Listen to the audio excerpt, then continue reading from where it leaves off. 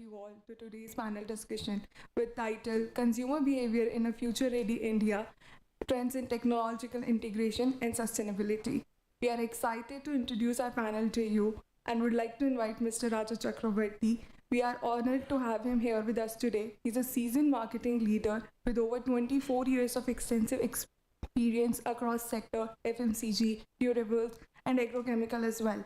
Currently, he's the chief marketing officer of one of our favorite products, which is Continental Coffee, and he's responsible for driving the growth of brand across India and international markets.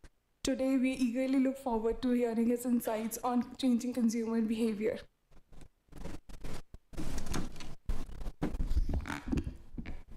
Uh, Now I would like to welcome Mr. Jashubanda. Uh, he is the Assistant VP of Southeast Asia and BU head at KEI Industries. Uh, he heads responsibility of an annual 1200 crores of business, and Mr. Singha has held pivotal role throughout his career and contributed to 15 times growth in a span of just 7 years at KEI Industries.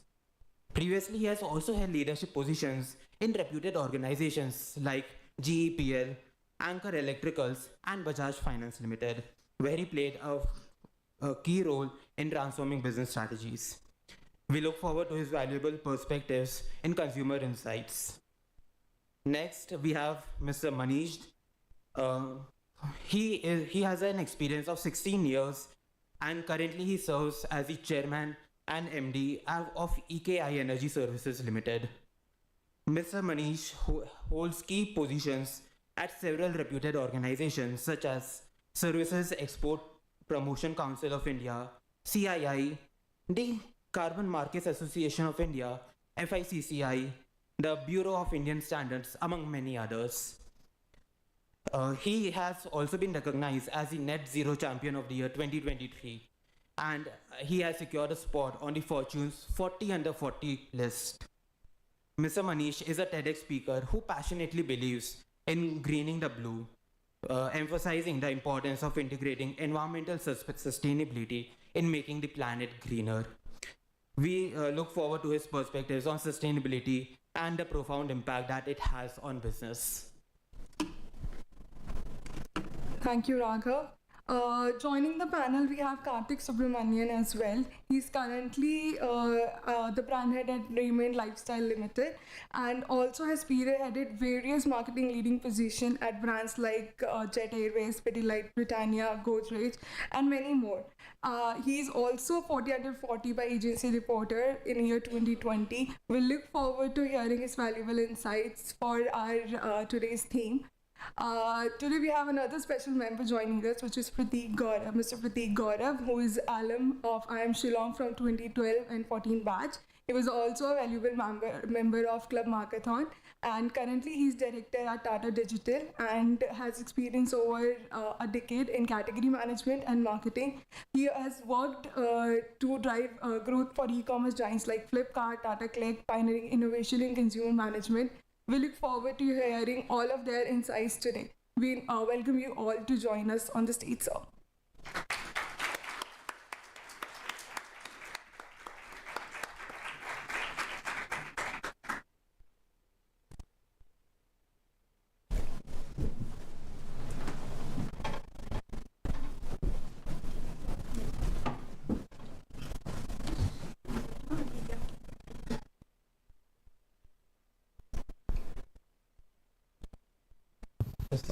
Sure.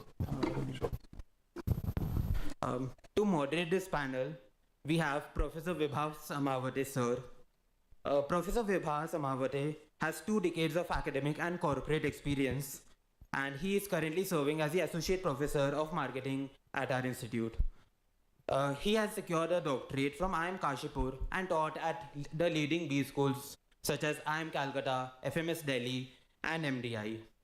He is an expert in societal marketing and consumer insights, having published top international journals as well. Ms. Amavate sir has a corporate experience at LG Electronics and Kantar Group. I would like to hand over the podium to sir for conducting the panel forward. Thank you, and Thank you and a warm welcome to the panelists. Indeed, we are lucky to have amongst us a panel consisting of marketeers from across various domains. So this will be indeed a very insightful session. So I think the first thing which the title of this session is around consumer behavior in a future ready India, right? And talks about technology and talks about sustainability. Uh, but first, I would like some opening remarks from our panelist in terms of the shifts in the consumer preferences and expectations which are happening, and how, as marketers, they are devising strategies, they are devising interventions which are able to address this new world, as we say. I would like, a panelist, Mr. Raja can start with his thoughts on this topic. So, thank you, sir. Yeah, so I think, it's not that, technology is impacting our lives today. I think, technology has always been ever evolving. Maybe the rate of change of technology is increasing, but it is not that, when I was your age, there was no technology and suddenly there is technology. When I started my career in marketing, at that point of time, which is in 1998, I actually joined the marketing team in 2000. So before that, there used to be Doordarshan, what used to be, viewed. That was the only channel. And when I started my career, cable and satellite, which is basically all the ZTV and Star and Sony, they started coming in, and that therefore forced us to change our media strategy, to shift our monies from only putting in Doordarshan to cable and satellite channels, because the technology was changing, consumer habits of what they were watching on TV was changing, and the job of marketing is primarily resource management, because especially in FMCG, the highest money that is being spent is on marketing as a percentage of various expenditures that you do. And therefore, if you do not manage those resources properly, it can actually have a very damaging impact on the company's financials, because unfortunately, marketing is also a spend which is more on prediction rather than you really know what will be the outcome. It is more on, I wouldn't call hope, but it is more on prediction. So therefore, you have to be very responsible and you have to adapt. And that's what it has been, really. So as life has changed, newer technologies have come. Primarily, I think technology is influencing consumer habit, and marketing or marketeers do not have a choice but to adapt their allocation of resources, their strategies according to that. So really, that's what I think. So can we have some thoughts from? Yeah, thanks for having me here. I come from the domain which is related to the carbon markets, global warming, sustainability. So these three words are quite buzzing these days, apart from carbon neutrality and net zero. Many consumers, either coming from the retail segment or from the corporate segment, they are, or maybe from the investor domain also, they are all looking towards the companies or the products which are more sustainable, more eco-friendly, intended towards carbon neutrality and net zero. So if you see, government is also working like earlier, the Energy Star labeling that had been started by Bureau of Energy Efficiency, which had created a very big momentum in reference to knowing what is energy efficiency and which kind of product should be bought. for the same. And similarly, now the market is changing towards more eco-friendly carbon neutral products. So that is why government is recently they had introduced two different, four different stuffs they have introduced. One is the compliance carbon markets. Second one is the voluntary carbon markets. So first compliance carbon market is called as CCTS, Carbon Credit Trading Scheme, wherein big emitters they would be getting obligation to reduce their emissions, otherwise they need to buy the credits. Second thing is the voluntary carbon markets, wherein the consumers like us, or maybe small businesses, or maybe events or sports organizing companies, they will be buying the credits because they want to make their the services or the products more carbon neutral or net zero. Third thing is green credit program, which government of India had started to create more activism within the consumers related to trading of the ecosystem services. For example, if you are planting a tree, if you are reducing your water consumption, or waste related activities, if you're reducing, then you would be able to trade green credits under the green credit program. And the last one that had recently been introduced by government of India is the eco mark services, which is quite equivalent to the eco label that we see in the European or American domain, wherein on each product, similar to the Energy Star labeling, on each product the gram or kg or tons of CO2 whatever had been emitted, greenhouse gases that had been emitted, would require to be printed. And it had been observed within if you see the developed economy, because in the developed economies the carbon market is having vintage of more than 20 years. But now in developing nations like India, we are getting this all new activism related to the climate neutrality or net zero, or climate friendly or sustainable lifestyle campaign, you can say. So slowly and slowly all the products or services are aligning themselves with the sustainability domain. And the consumers are also looking towards if you see the example at Zomato, once you open the application of Zomato, you will be able to see it used to mention two lines: carbon neutral deliveries and plastic neutral deliveries.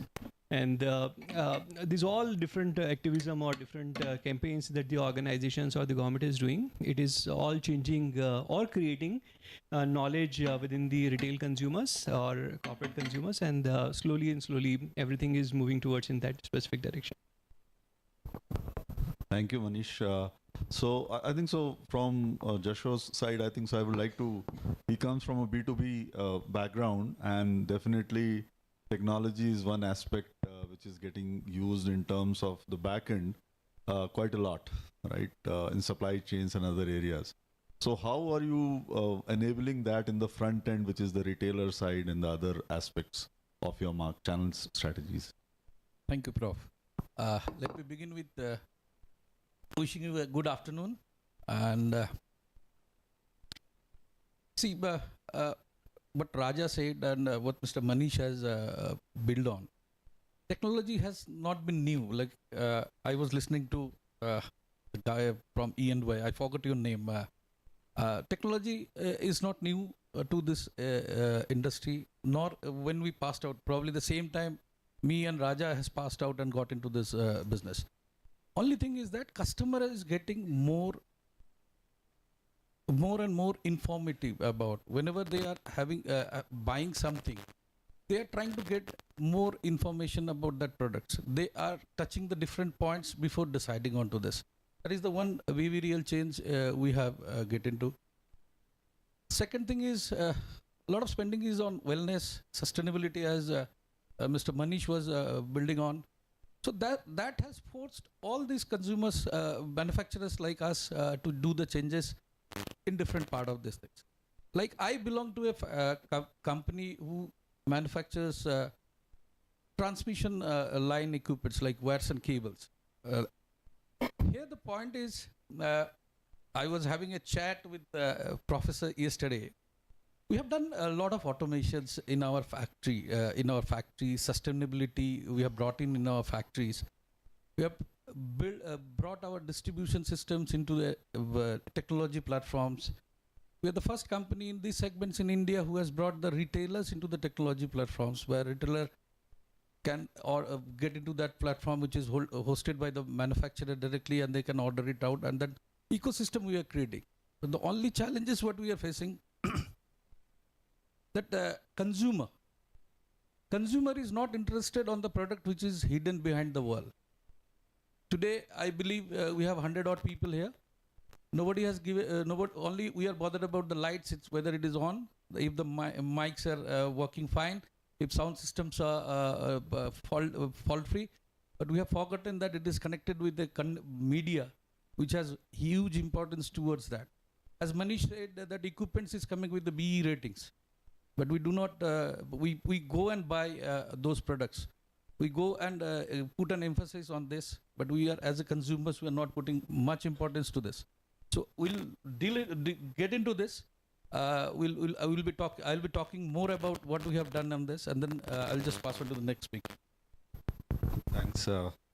I think so.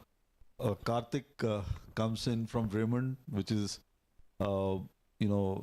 there's a new reality in front of you right now, right? The new consumer, the digital consumer, and a new reality. So how do you find, what sort of changes in your brand or in terms of your strategies you are doing to engage with this new set of consumers who is looking at an immersive experience and technology? So how are you proceeding in terms of your strategy there? Right. So thank you, Professor Vibhas. First of all, thank you for having me, and thanks to the Marketon team and all of you also to attend this, and hopefully we can provide something of value.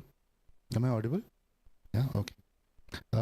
Before I start anything, Professor Vibhas, I have to make a very cheap comment, if you will, which is that I'm very happy that everyone assembled here is wearing a suit today, which means that I will get my salary this month. So let me preface by saying this, and since this is a function organized by Marketon as well, it's something that I mean, as the lady and gentleman had described my career, I've worked across various companies, various teams of marketing professionals. And one thing that I've held very true, which I try and inculcate in my team as much as possible, is that the role of the marketer is to represent the consumer in the boardroom. Very often, I think discussions tend to move from a P&L perspective, business perspective, in some cases, shareholder perspective. But at the end of the day, you're a company, I'm more consumer-oriented companies are ultimately that. You're focused on the consumer. And if you cannot bring that to the table, to the discussion, then the company isn't benefiting from your presence or the team's presence or marketing as a function. And that's what drew me to marketing in the first place. As far as consumer behavior is concerned, I think it goes hand in hand with what I just spoke. In that if you are representing the consumer, it's very important that you know who the consumer is. And in that, Professor Vibhas, I think I'm a very, very big believer of market research. I think I've spent a lot of my company's budgets just meeting consumers, sitting with consumers, figuring out what's going on. And I can tell you, over many researches, many interactions, it's pretty simple. Every time I commission a research to find out what's going new with consumers, almost everything, every presentation for the past 15 years will start. Digitization is becoming very big. It's been becoming big for a very long time. And I think that's what Raja has also mentioned. It's not something that just emerged yesterday. It is, and it's pivoting in many, many, many forms. And I think the cognizance of that is what's important. To me, consumer behavior changing over a longish period of time is very akin to human evolution itself. It evolves very slowly.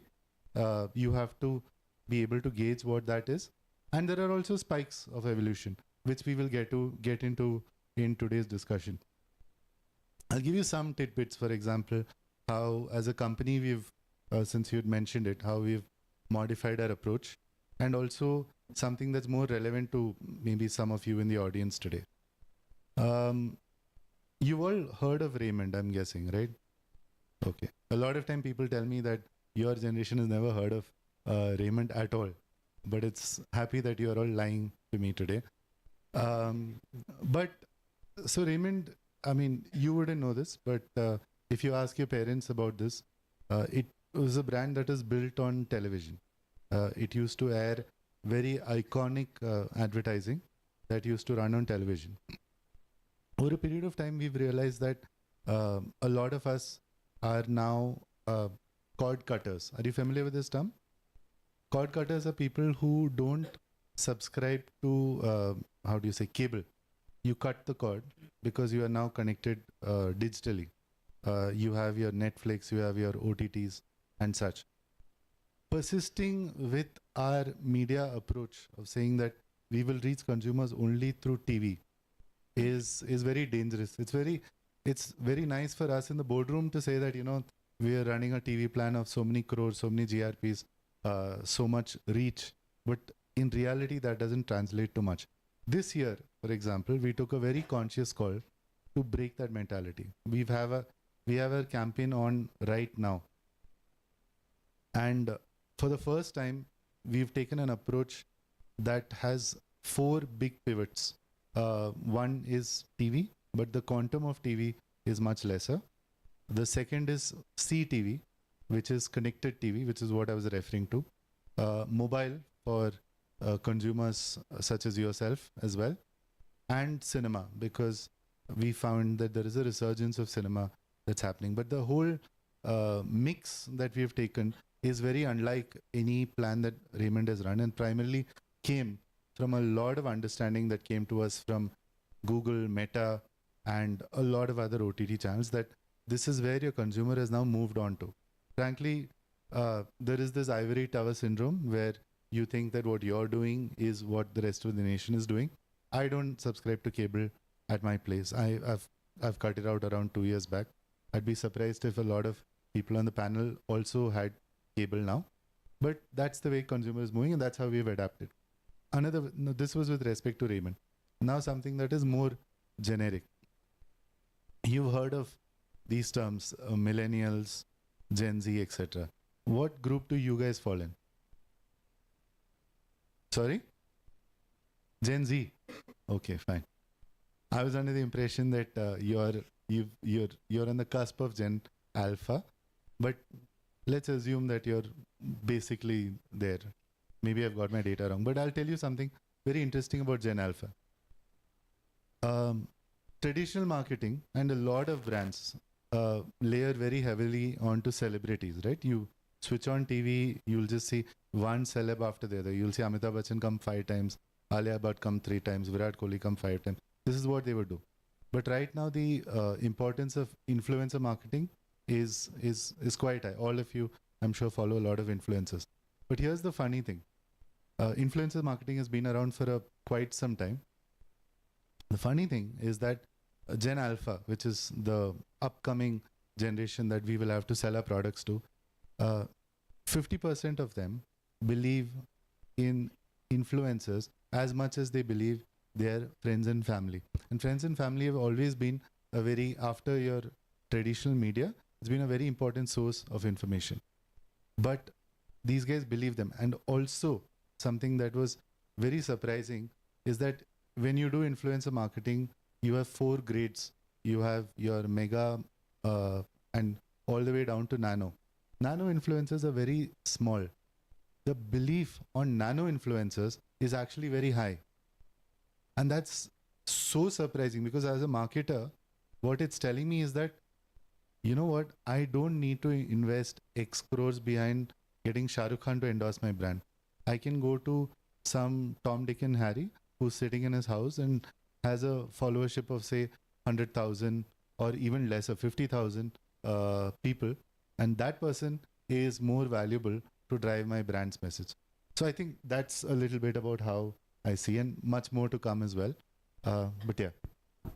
Thank you. A lot of thoughts there, and we will, of course, delve into each of the aspects which are there in the opening remarks.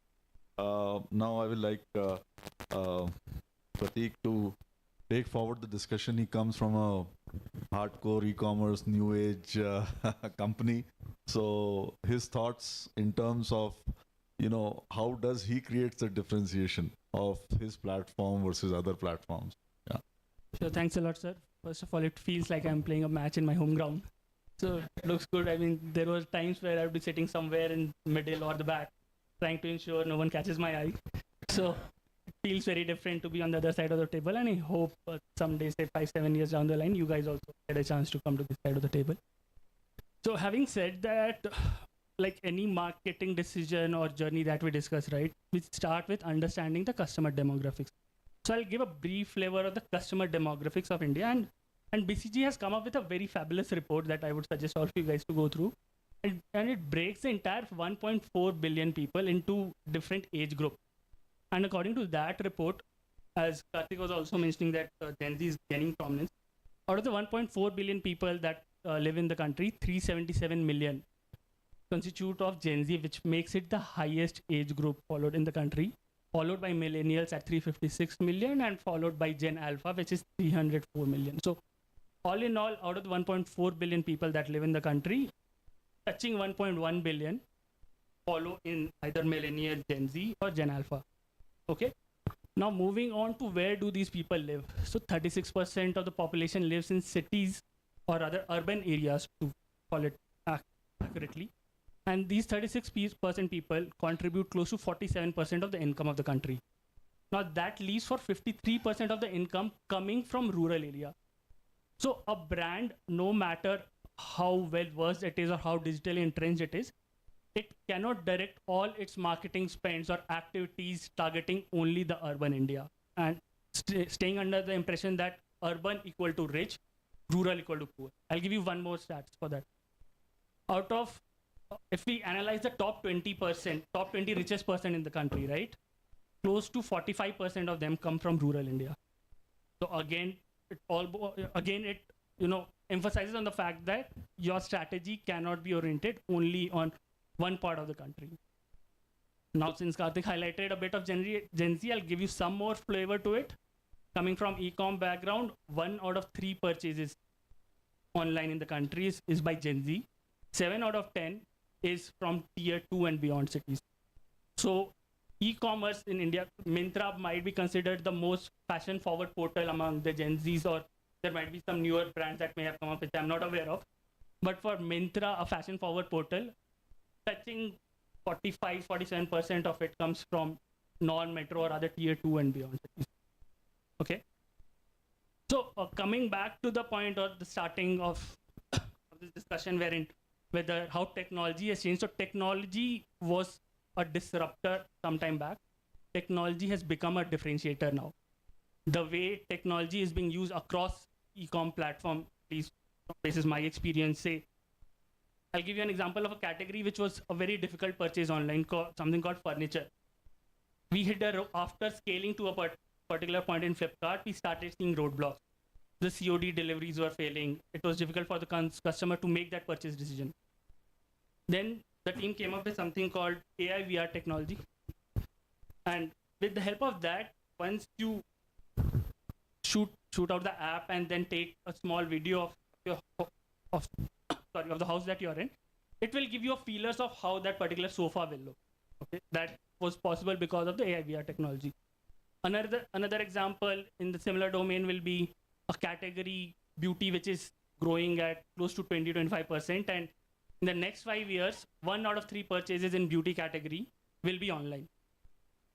So a lot of beauty brands came up with the concept of skin analyzer, wherein what you have to do is you just have to shoot or power up your app, and you can take a picture of yourself, rather of your face, and then fill up a survey. After, say, a few minutes of the survey getting completed, the app will tell you what sort of products is suitable for your skin type, because the other bit with Gen Z is they are very vocal about their individuality. What works for this particular guy might not be working for the other guy.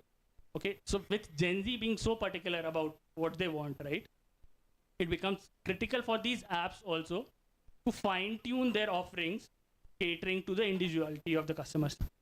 So I can, once the session goes on, we'll talk about other features like omni-channel and how it has just disrupted the entire consumer world. But yeah, for starters, I think this will give a flavor of the entire discussion. Yeah, I think so. Some welcome thoughts initially. So technology has been there. The only problem is that it has become intrusive, right? And it is present, much more in our lives as opposed to previous years when we started our journey.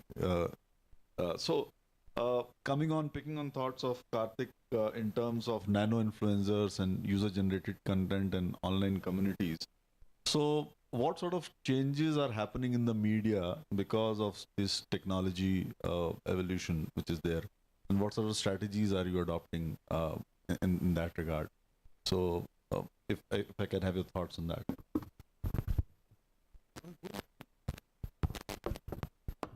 So here's a very interesting thing about Raymond. Have you, you guys have seen some advertising of Raymond? Something, okay. Have you ever seen a celebrity associated with Raymond? No. We believe that we will never associate with a celebrity on our mainline communication. But it is very difficult to ignore influencers as such. We've now started a program whereby we've started working across various levels of influencer, and it's yielding fantastic results. For example, we had a shirting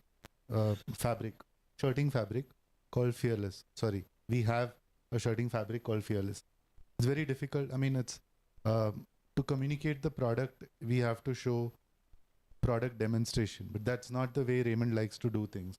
We like telling stories. We don't like to do product demos. For this, we had hired we'd worked with, well, in this case, he was a bit of a celebrity. We worked with Ali Fazal, and subsequently we worked with Apar Shakti.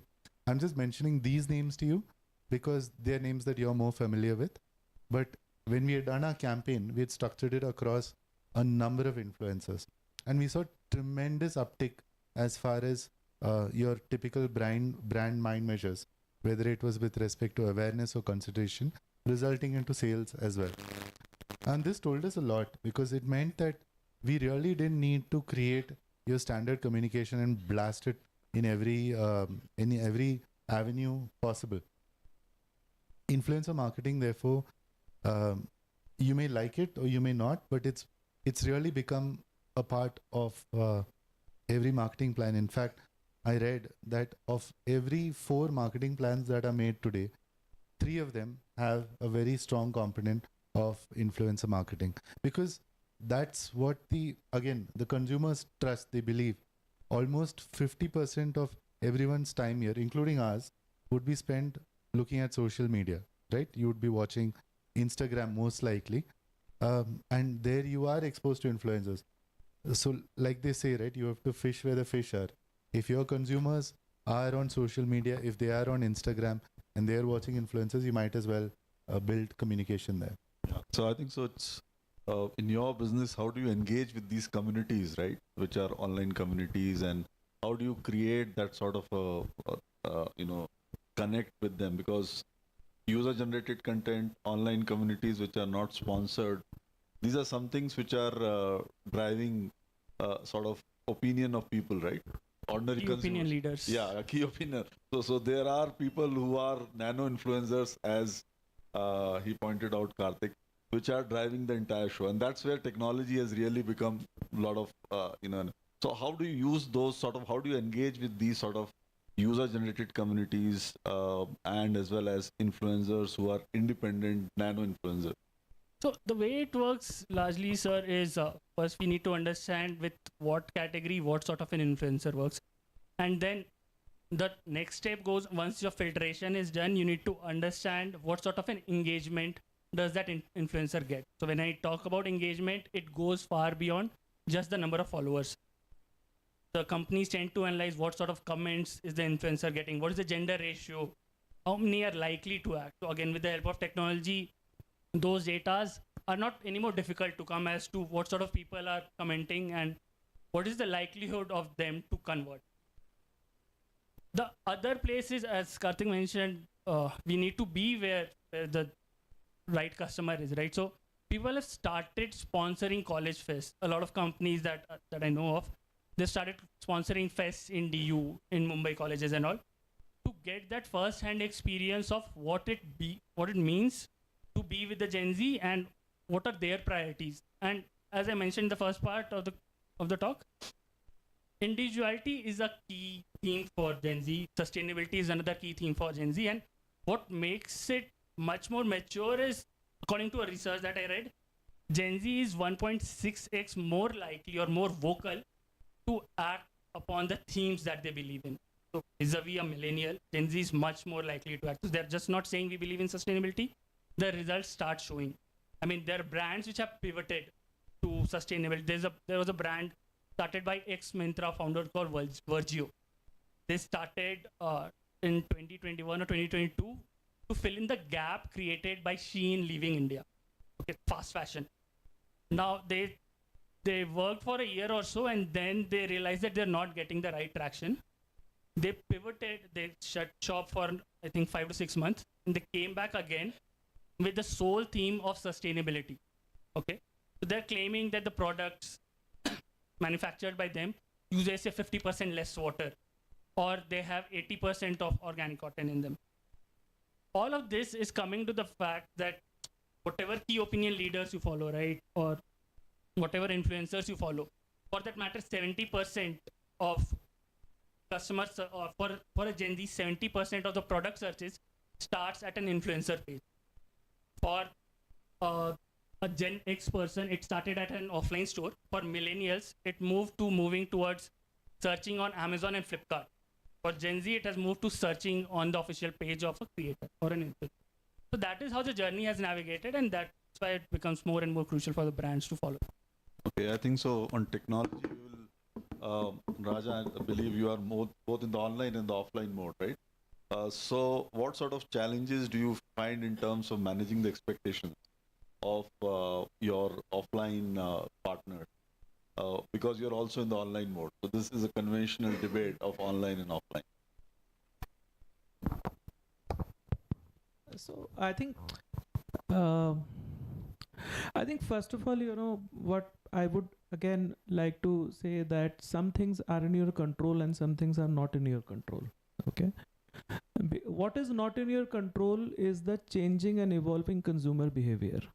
To a certain extent, brands influence them, but brands don't really influence consumer behavior so much. Brands may influence consumer thinking. Consumer behavior is, where do we buy every day?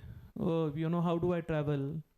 Now that's not being driven by brands, that's being driven by many things, right? I mean, we have people here talking about sustainability, etc. Is it that, consumer is driving sustainability, or, it is governments, regulations, changing weather, that is driving sustainability because there is no choice. So, therefore, to come to your question, that yes, I mean, you have to always look at it from a business and consumer standpoint, because at the end of the day, again, I would like to iterate, and because all of you over here are marketing and students, again, I would like to iterate that marketing is an integral part of business, and it is a very responsible job. And therefore, you have to look everything from a financial standpoint as well as from a external standpoint, which is customer or consumer. So the fact is that there is, let's say, quick commerce, for example. Quick commerce is expanding. Now, if something expands, something will contract. I mean, that's the, simple science and logic. So therefore, and everything has a source of gain. So if quick commerce, it is not that the population is growing at a rate that quick commerce is gaining some new consumers who were not there yesterday. It is just that, quick commerce is getting into the buying decisions or the buying incidences, which maybe I would buy, something from my nearby grocery store. Now I have become lazy because, I got mobile phone, I have got Blinkit, and I just buy it from Blinkit. So it's simple, right? So therefore, what is happening is that definitely the increasing purchase incidences from e-commerce and quick commerce is reducing to declining purchase incidences from the general trade, the traditional trade. Because basically you would have bought that from a nearby outlet. Now you are buying it online. So it is only the shift happening, and clearly it is affecting affecting the general trade. And recently also, I think, some report had come where I think Nielsen report or something had come, which is clearly showing that the general trade. So just for everybody's information, in FMCG, there are multiple channels. So general trade means kirana dukan, general store, grocery. Then there is modern trade, which is all our Reliance and, More and all this kind of stores. And then you have e-commerce, which is Amazon, Flipkart. And then you have quick commerce, which is Blinkit, etc. And within that, there is also grocery, which is Big Basket, which is now a Tata business. So net, these are the channels from where, as consumers, we buy. So yes, it is impacting the general trade. It is not impacting so much the modern trade, but it is impacting general trade. And it is not within our control. Now, what is within our control is that when I am making my business projections, how do I make my business projection? Because, I can't unnecessarily give a much higher target and much higher growth rate to my general trade team. That will be wrong. So it is more about that how you are therefore adapting your business projections by channel. That is the way you balance it out. Okay, thank you, Yeah. Raja. I think so. Karthik, some thoughts from you on this, because Raymond's is into sort of a general trade and you are into more of offline. So how are you integrating technology in your trade? I think so. That's an interesting thought to hear.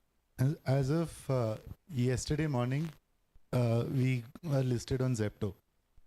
So that's like I said, if you can't be where the consumers are, you have to be there. When I say we're listed on Zepto, we have a business called Ethnics by Raymond, which sells kurtas, etc. So all those are now going to be available on Zepto. Because, let's face it, Raja is absolutely right. You can buy gold on Zepto. You can buy an iPhone on Zepto. One of my friends was telling me, I'm not sure if this is true, that you can buy a bike on Blinkit. You can order a bike, the guy will come to your house, take your requirements, he'll send the bike after 1 week to your house. And at that stage, if you're not there, so we're trying to be nimble. As a very large organization, obviously, it takes some time and effort, but this is something that we can't ignore. So I think so. The aspect of analytics and analyzing data and understanding trends.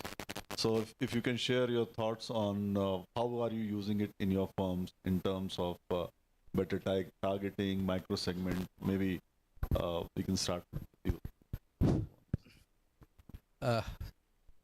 Now talk about the analytics you were talking about. Like as I said, the industry we are in, I'll just get into it.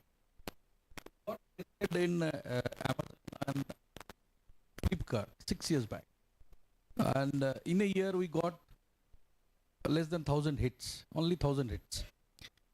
As Rudranil was talking about during that panel discussions, they were talking about the consumer behavior, behavioral patterns. We had that analytics as in our website also. We could not find more customers is getting into. We are not able to find out the behavioral changes from the customer. Now look at India, where we are poised today, and at what crossroads we are in. Like we are targeting 7.5 trillion economy in 2032. If you look at the money is being spent on marketing at this moment of around 4 trillion economy is around 800 billion here and there, 50 billion here and there. And another 1 trillion of money would be flowing into this market. As Pratik and Karthik was saying, that Alpha, Gen Z, Pratik was gearing up to serve the Alpha generations, right? Maybe Arun is gearing up for the this generation, but still my industry is on millennials. because houses or infrastructures are built by that generation, still that generations. But look at today, what is going to happen in long run? If you look at the analytics in our terms, we understand very clearly that product discovery to the product delivery, it is going to be through a digital media, bearing the human part of shipping. That is going to be there. We have to find out a position in between that. Where we want it to be, we have to find out that. So what we are targeting, we have started doing that nano influencing these things. What we, if you might have come across in different social platforms, we have done this influencer activities at a very local level. Because before this discussion, we were talking with a cup of a tea. Arun says the product you deal with, it doesn't have a customer interface. Absolutely right. And Pratik was dwelling into that. I can choose onto my fans depending on the colors, depending on the convenience of using it. So what we did, we created an influencer activity around it, roping onto the local achievers, not even celebrities, because we felt we do not want to bombard with that kind of information to the customers, just nudge them. Like what Prof was talking about, he might have gone through that fire retardant cables, fire retardant low smoke cables. We are getting towards the sustainability. And we have introduced a product called green ware. And now what is green in ware? That's the biggest challenge. See, if you look at this value chain of this total distribution value chain, we have a very big chunk of influencer community throughout India is close to 27 lakhs people. That is called electricians. And they do this work with naked hands. And you will be surprised to know that traditionally those products are manufactured with lead. And we know how lead is harmful to the human beings. So we do have it with leads. We came up with the different product upgradations. We went back into our manufacturing process. We went into solar power, all kind of recycling of. Again, this is a double whammy for us. If I say recycle, when you talk about the carbon neutrality, what is the recycle and reuse is the one mandate, right? But in our industry, recycle and reuse is big no-no. You can't recycle the products and use it because you need a different kind of purity of the raw materials you are using in. So those are the challenge. But so we went back, we brought a product which has a green labeling. Unfortunately, in India, we have not come up with the B ratings on WATs, which we are roping with the governments to work. But as a company, as a organizations, we have done a lot of changes inside. Now, as we embrace the digital changes, as Pratik said, disruption to distinguishing, it is a factor because when you go into a legacy company, going digital, everybody takes. Somebody was talking about the HIPPO syndrome. And we get into that Dutch syndrome as well. Okay, something is going big and we do not want it to look into the other aspect of doing this. But we are gearing up. Whole industry, not my company, whole industry is gearing up towards this sustainability part with the data analytics. Consumer behavior, not directly on our products, from a different perspectives. As Pratik said that a lot of companies are getting into colleges. I had an interaction with Gen Z people. We do a lot of seminars. We interact with them. The new trend is coming, renting over buying, right? We are fearing that if the Gen Z comes in, as I said, the economy would be bringing around 600 million of internet users, 400 new users. Internet users should be coming into this e-commerce platform. So what if Gen Z is dominating that, then what kind of prospects we would be having in? So we are not worried. we are getting ourselves geared up, closely watching on to what Gen Z is required. And even one thing I got surprised. I don't know, but I met one student in some other college. I'm not naming it. He said, I look into the survey experiences over the product. I said, how? He said, whenever I need a pampering, I go and book a massage. So that is the kind of new aspect is coming in the consumers. We are closely watching on to this. We are following all these companies who are into this e-commerce, quick commerce platform.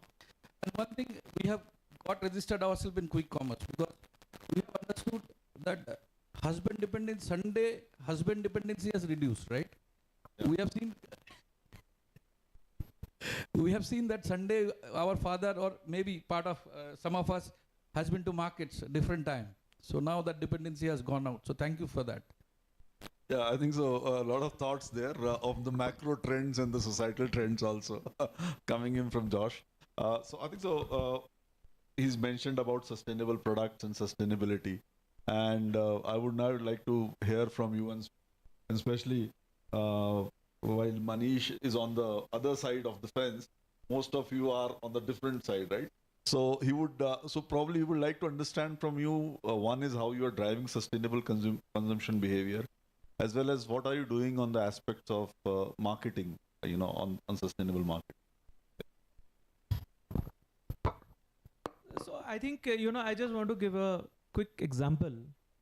See, I have been working for 25 years. For the first 3-4 years, in Bombay, I was traveling by train. After that, the moment I, got a chance to buy a car, I have bought a car. And ever since then, I have been driving to office. So why am I giving this example? Because my wife keeps telling me every time I talk about sustainability, कि पहले car अपनी तो छोड़ दो. Right? Go by public transport. Why you don't go?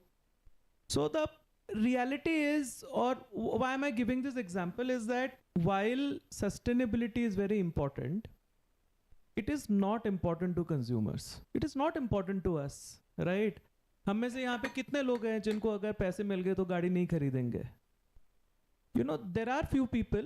I know that, in campuses of IITs and all, people are riding bicycles. I also say in Hyderabad, where I stay now, there are some people in IT ride bicycles, but you are not going to ride bicycles for 20 kilometers, right, every day. I have dealt with lot of sustainable products. By the way, I was also with Raymond for around 8 years. So I used to work in personal care.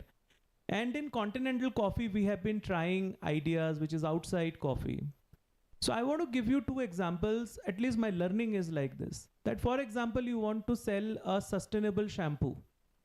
Now, generally, sustainable product means no usage of chemical. That is ideally sustainable from a consumer standpoint. That it is it is not having any chemicals, etc.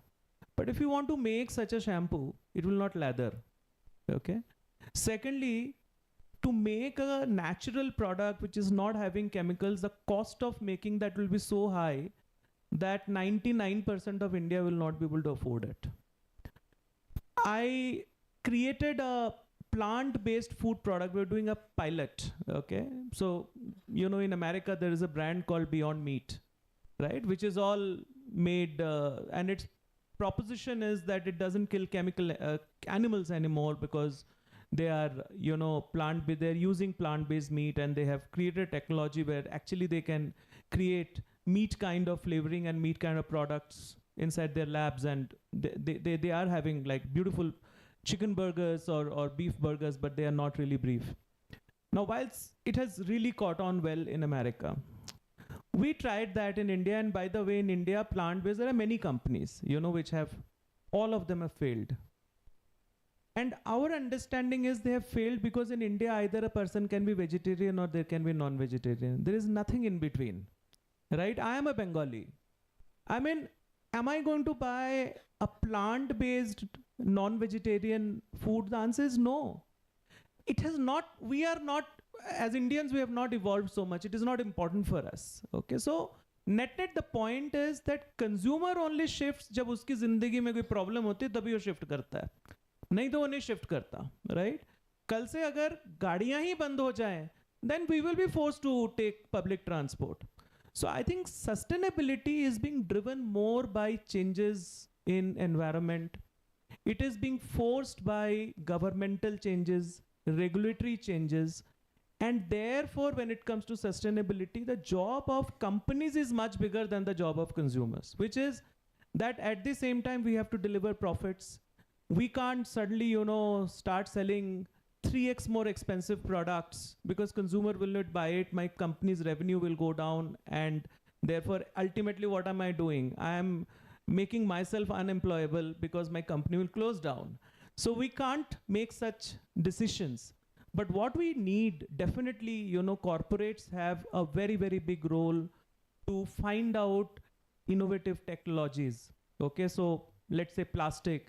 How can I start using recyclable plastic? But how can I bring down the cost of it? Which also means a lot of partnerships with manufacturers, because there is a value chain, right? I'm selling my continental coffee in a laminate pouch, but laminate pouch is being manufactured by someone else. So we have to invest in the back-end technologies.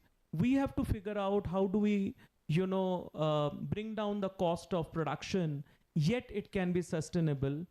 That's the job. And there is also a big job of regulatory bodies.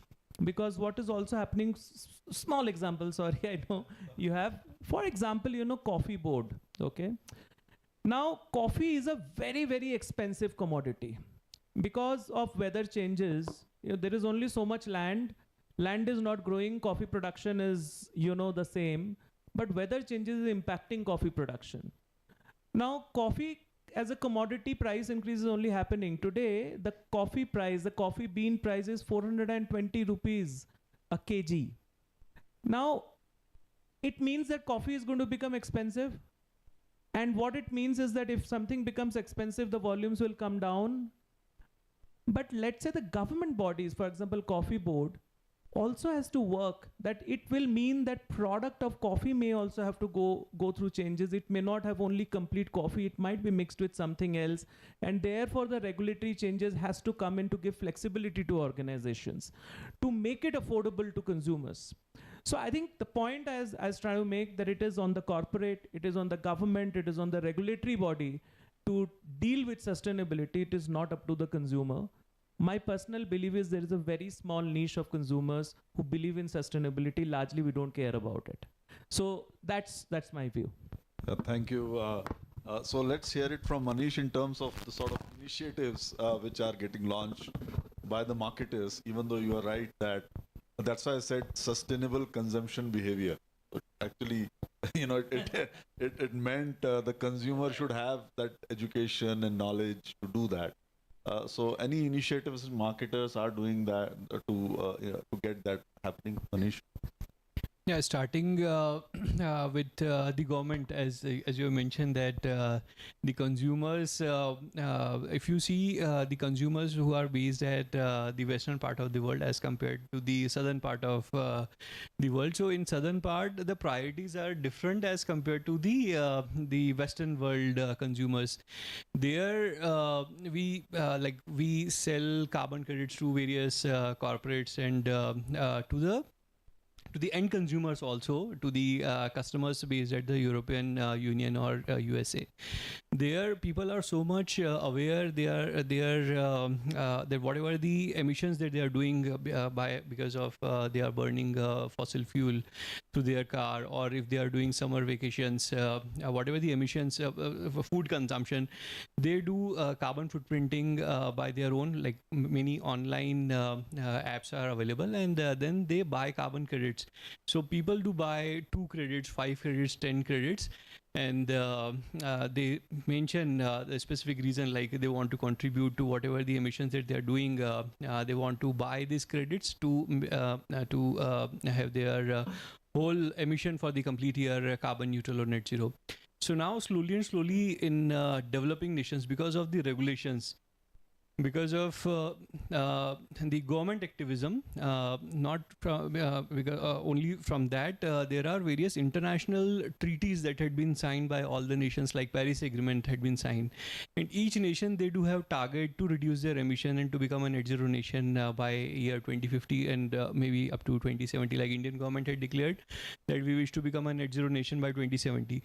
So it is more these days, the more accountability and responsibilities there with the government organizations or the government and with the corporates, because now since if any nation like India, we have signed Paris Agreement and we wish to become net zero nation by 2070, so only government would not be able to do by their own. So definitely they will do give their targets to the corporates, and once the target would be given to the corporates, then slowly whatever the corporates are doing, that specific behavior or whatever the disclosures that they would be giving over the products, the consumers are also getting more and more aware. So a research had been done there at European Union that the products which are more eco-friendly, more sustainable, and if they are giving more disclosures related to sustainability, their consumers in that specific part of area, they wish to buy any specific product with 30 to 40% additional price as compared to the products which are not doing anything. So definitely governments and corporates are driving a very big initiative as compared to the individuals. Like in India, we also have one campaign called as LIFE.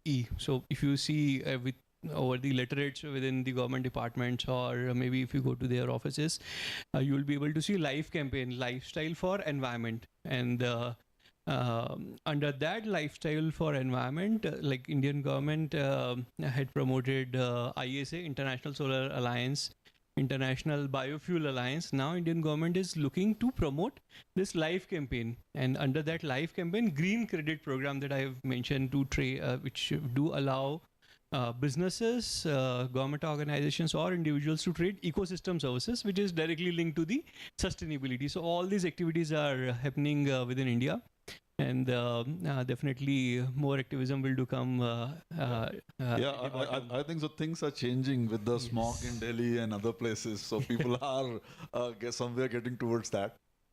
So Josh, you had a thought on sustainability and cost, right? Which was our late evening discussion. So let's hear it from you there. See, if you go through the trends, Gen Z is preferring the sustainable products over the non-sustainable products. Now, not related to my industry. Sorry, don't stop buying my products.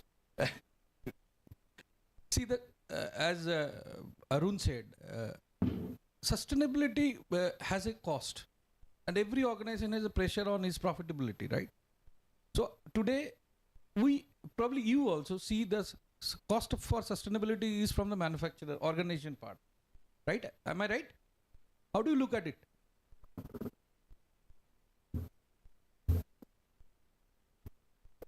Have you given a thought on this? You need a sustainable product as a Gen Z or a millennials, and who is going to pay for that? Now, if you look at the Indian demographic dividends, still around 60% is coming from rural, and they do not have a big pockets, right? And if you look at Indian culture, we do not have the practice of debt in consumer on lifestyle products. So who is going to pay for this? Because that is a big thing. Like we work with the different B2B setup, large corporates. Tata has been forced to close his blast furnaces in UK. You know, have you heard of that? So okay, fine. Government is supporting them to build up an arc furnace. What is the difference between blast furnace and arc furnace? It's an electric furnace. Arc furnace is electric furnace, and blast furnace is made of your molten metals and all. So there would be much more carbon emissions in blast furnace than the electric furnace. But what is going to happen if you look at the European markets? If the same regulation comes to India tomorrow, or maybe the European market, what will happen? The scale goes out. Around 10 million MTPA of steel goes out. Tata would be giving it from here. No issue for them as an organization, as a manufacturer. But who is going to bear the cost?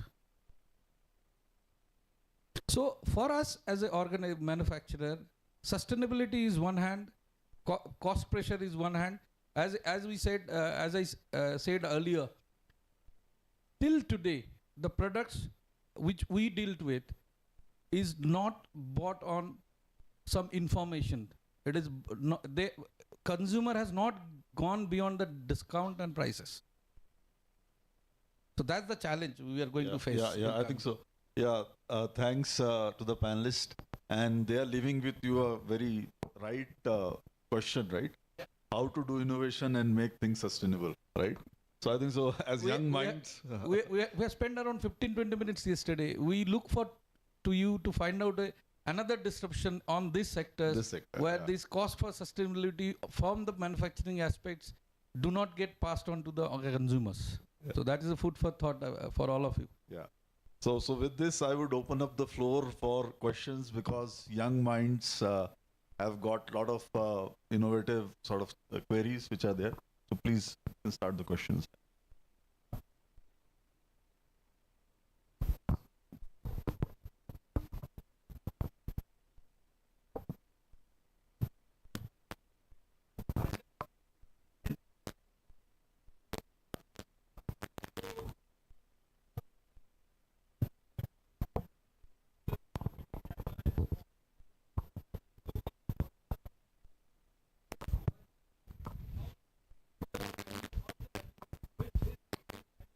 Influencer for you, and like how much payment did you made, like if you make the payment on the basis of units sold, or you have to pay a little more attention in your marketing class. The word you're looking for is ROI. Samajh gaya where you're coming.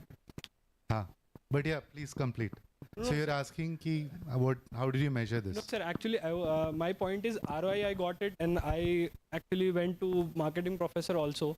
But in that case, what happened here is, I want to know that how do you calculate? Like, do you give them a QR, like this code, coupon code, or something to calculate the sales, and you ask them to create a sale, or it is just for the brand value? So I want to know that. Yeah, got it. Okay, fine. So I'll just, sorry, this sounds like a little bit of a marketing. Please have a seat. What's your name? Ajay, okay. So Ajay, different companies can approach, the different brands can approach this in different fashions. I'll give you a small example before I get into answering. So typically when we look at marketing journeys, right, we have a funnel, right? Awareness, consideration, trials, right?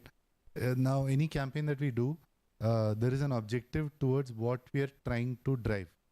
Okay, this is one part of the story. The other part of the story is that right now, most social media has become very conscious of the fact that brands are,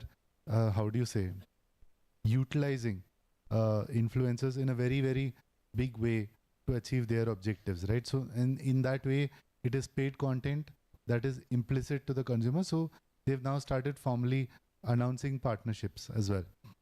Now, what is it about this influencers that is so appealing to all of us? One is obviously there is trust associated with them, because of which they watch their content.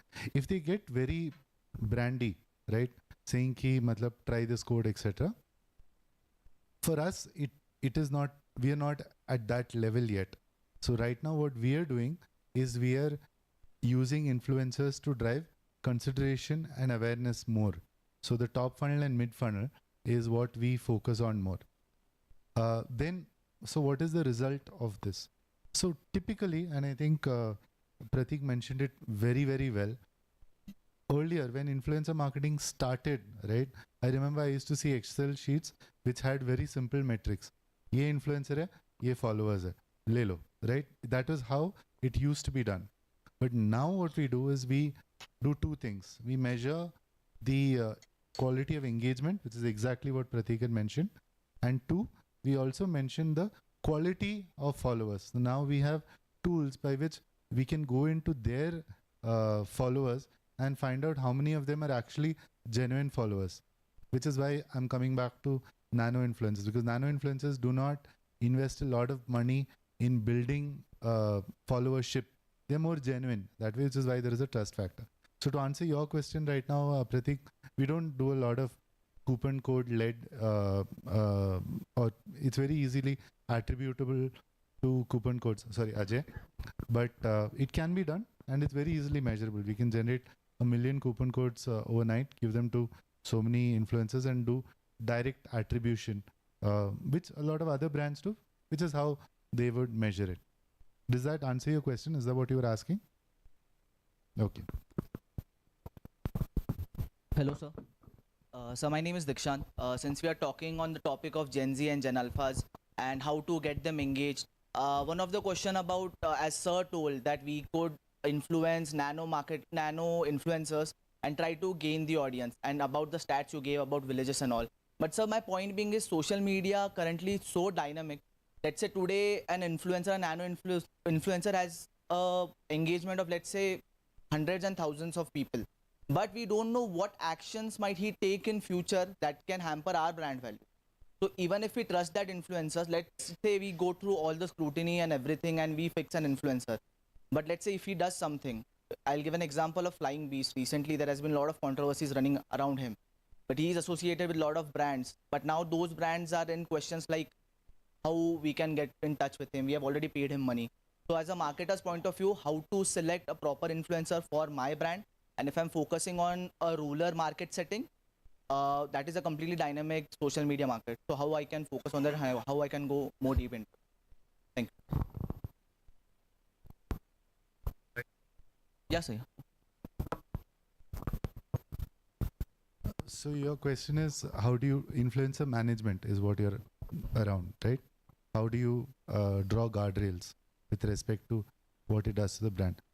So first of all, we are very cognizant of who we work for. Let me just give you a few examples that will help you understand this a little better.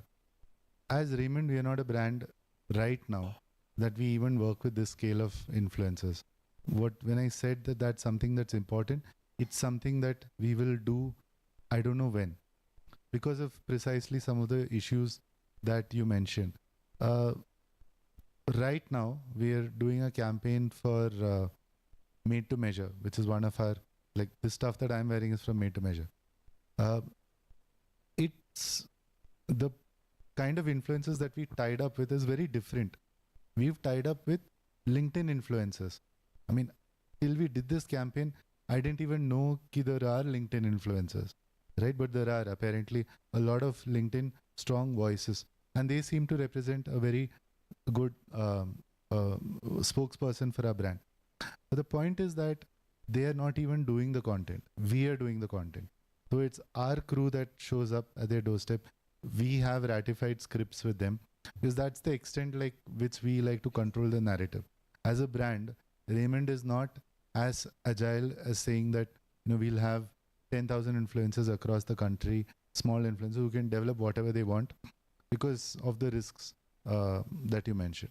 So right now, we are doing a lot of control. We're getting into the, how do you say, we're getting into the swimming pool, but we are not jumping in the deep end. We are still a little bit shallow and trying to figure ourselves out. We're a 100-year-old brand.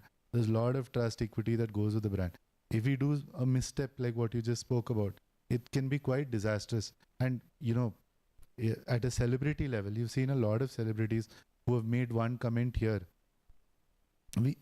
I used to work at Hershey India, and one of our brand ambassadors on our Hershey Exotic Dark, she was absolutely fantastic as an influencer. But our problem was that she would go on social media and say whatever she wants, all right? And that always used to blow back on the brand. We'd get trolled in seconds. And you know how trolls are, right? They don't care. Ek brand ambassador is jitne bhi brand hai jaake troll karo. That's it. So that was always a risky proposition for us, because of which we had to move on and reassess how we go forward. Eventually, we moved on to not using her for our communication. So to answer your question, it's not something that, at least as Raymond, I'm aware, or any other company that I worked in, we're not opened up so much, but we will with a lot of systems in place. Does that answer your?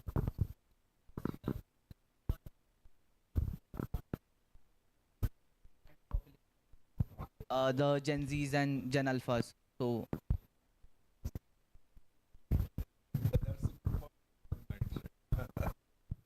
तो you know मैं I want because again काफ़ी influencers को लेके बात हो रही है. Please don't go out with an understanding कि मार्केटिंग इन्फ्लुएंसर मार्केटिंग ही है ना. ऐसा नहीं है, राइट? बिकॉज आपको, आप अपने घर पे हो, आप अपने कॉलेज पे हो, मैं घर पे हूँ, मेरे को ऑफिस जाना है, राइट? मैं साइकिल से जाऊँ, ट्रेन से जाऊँ, गाड़ी से जाऊँ, is the choice I have to make. So whether it is influencer, TV, connected TV, radio, print, these are all channels. These are all mediums. It depends upon their, and on one hand there is a brand, on the other hand there is a consumer. I think, you know, Pratik also spoke, Karthik also spoke. आपको consumer को समझना है. वो अब आप किसी, you know, Samastipur में किसी गांव में कोई बैठा हुआ है, उसको आप इन्फ्लुएंसर मार्केटिंग से करने पहले तो आपको समझना है कि वो देखता क्या है, राइट? वो किस तरह के इन्फ्लुएंसर्स को देखता है, तब आप चूज करेंगे. और इन्फ्लुएंसर करना भी है कि नहीं करना है, आप तब चूज करेंगे. सो पॉइंट इज, पहले ये please you know erase out of your mind that influencer marketing is the thing. हाँ, अभी भी जैसे television is important, right? Very important. Okay, so now coming to your question, the answer to this is कि it depends upon the product. तो for example in our portfolio we have got a premix coffee. Okay, now premix is absolutely targeting the Gen Z's, youngsters. वहाँ पे हम influencers use करते हैं, और वहाँ पे हम इस तरह के influencers use करते हैं which are possibly more like nano influencers and all. जो college kids हैं वो अपना content create करते हैं, और वो premix के बारे में बोलते हैं कि यार मैं रात को पढ़ते पढ़ते एकदम थक गया, मैंने प्रीमिक्स कॉफ़ी, ये कॉन्टिनेंटल की प्रीमिक्स कॉफ़ी मैंने पी ली, मज़ा आ गया, वापस से मैंने 2 घंटे पढ़ाई कर ली. So net the point again is that choice of influencer is dependent upon which is your consumer segment. Second is that in influencer marketing is also like an ad. तो कहानी अच्छी होनी चाहिए, ठीक है? अगर किसी ने ज़बरदस्ती ऐसे बोल दिया कि यू नो कि कॉन्टिनेंटल कॉफ़ी को यूज़ करो, ये बहुत अच्छा है, तो यू विल फील कि तो फेंक रहा है यार, ठीक है? It will not, it may generate awareness. Karthik ने जैसे बोला कि it may generate awareness, but it will not lead to consideration. So the task of the brand is also to work with influencers. कि बस वो आपकी brand के बारे में बोल कैसे रहा है? How is he talking about your brand? How is he integrating, talking about your brand in his story? And that is a very big journey. It is very difficult. I can tell you, there are so many people. आप बताओ कि आपको कौन सा brand याद है जो आपने कल देखा था, यूट्यूब में देखा, किसी इन्फ्लुएंसर ने बोला? It will be very difficult. It is so cluttered. So in fact marketing is becoming much more difficult to really break through. पहले ज़माना ठीक था, टीवी में ऐड दे देते थे, हो जाता था. आज जो है मैं इन्फ्लुएंसर मार्केटिंग कर रहा हूँ, वो भी फिर भी ठीक है. मुझे पता है कि इस इन्फ्लुएंसर के 1 लाख फॉलोअर्स हैं, एंगेजमेंट भी ठीक है, 1 लाख लोग तो देख लेंगे. यूट्यूब में ऐड डालोगे, आपको पता ही नहीं है आपका ऐड किसने देखा है, नहीं देखा है. So it is very, very difficult, but that is how it is. It is depending upon who is your consumer. That decides what kind of media strategy you have. In that, if influencer fits into your scheme of things, you will. And what kind of influencer, how should he tell the story about the brand is what you have to work upon.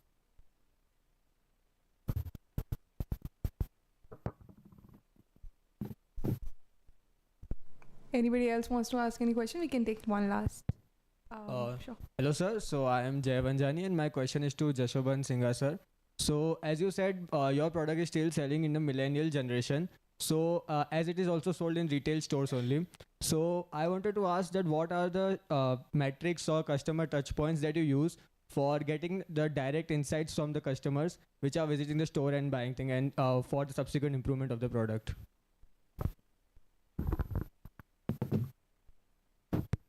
What's your name? Jay.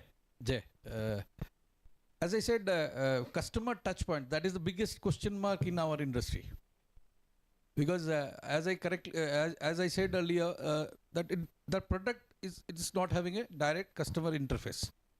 Like if you remember at your home, if you need a wires, whom you have entrusted? Have you gone out and bought it, or you have given it to the electrician?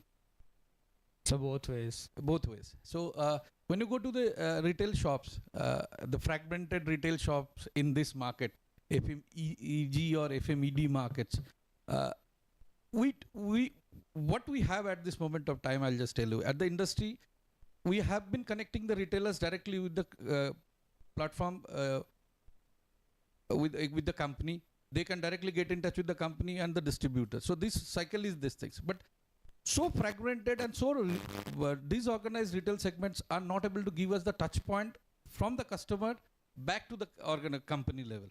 So we are finding out, we are working on a projects.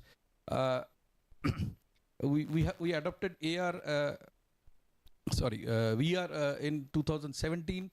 We are working on an AR to come up with a augmented reality projects, virtual showrooms and these things. And we wanted to put a POS point at the retailer ends. That we are working on, but we are a bit skeptical how much time the retailer will be giving to us, or to give a feedback from there.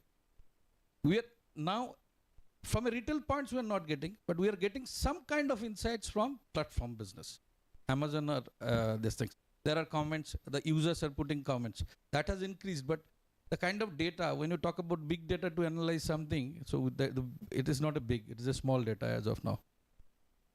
Thank you. Thank you, sir. Thank you everyone for your enthusiastic participation. One thing we can say is that it's very hard to impress the Gen Z, and I think Gen Z is finding it hard to impress the corporate as well. So with that, I would like to conclude today's session and would like to say a heartfelt thank you to all our panelists, and would request Vibhas sir and Ravi sir as well to join us to facilitate our panelists.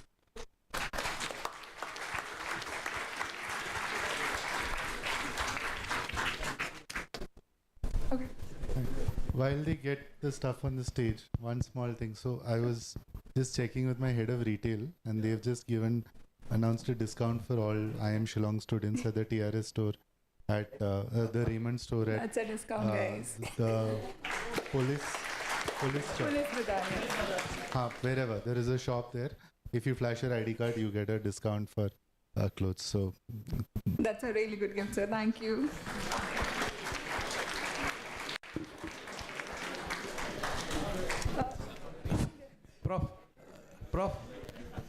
Prof, yeah. You have some kind of community engagement programs, right? Coming in next 7 years. So my request would be to get into some kind of a retail business, electrical retail business, get some insights. We can get in touch. I can come back again and find out what is that. We will be really grateful if you get some kind of inputs about the consumer behavior there. Definitely, sir. If you need any supports, please do reach us. Definitely, sir. So, yeah, we'll start with Raja C. So, did you get that?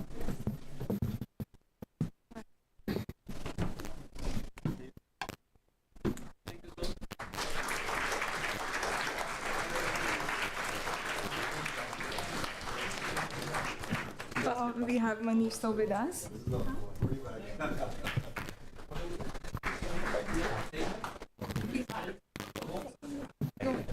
Give him some space.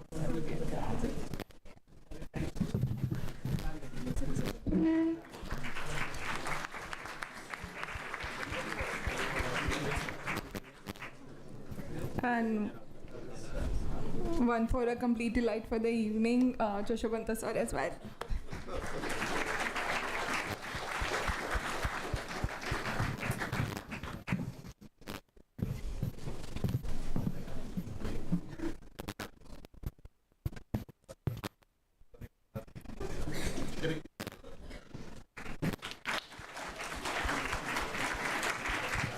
I hope many of you will be availing that discount, and we have a big thank you to Mr. Kartik Subramanian for that.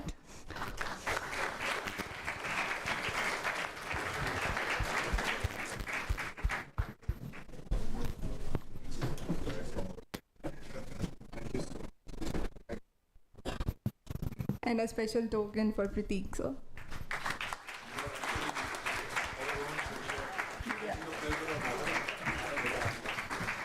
alumni, right? Yes, sir.